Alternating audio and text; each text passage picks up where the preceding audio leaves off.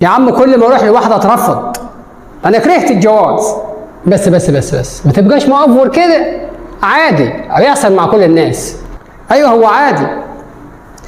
بس دي رقم 12 يا ابو عم. تقدر تقول لي بيقولوا لك ايه بالظبط؟ ولا حاجه. يقولوا تمام وزي الفل واحنا مش هنلاقي احسن منك، وانت انسان محترم وانت انسان مؤدب وبيتكم ناس كويسه وناس اصيله واحنا مش هنلاقي زيك وانت راجل ما تتعيبش. بس ما فيش ارتياح. حاجه تغيظ يا اخي. يعني بعد ما يوصفوك بكل المواصفات دي وفي الاخر مش مرتاح. ما هترتاح لمين؟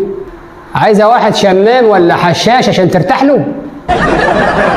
اللي يغيظك يا اخي ان هتقول لك مفيش زيك ومش هنلاقي زيك.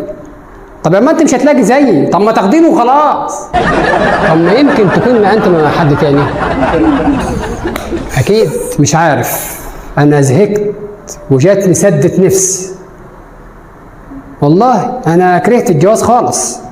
خلاص شوف لك مشروع نافع عن الجواز. ده اساسا مشروع مخسر.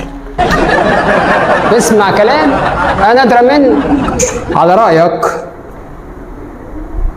لا يا عم بس انا عايز اتجوز. طب حد يقول لي اي حاجه طيب. العيب فيا ولا العيب فيها ولا العيب في مين؟ حد يريحني.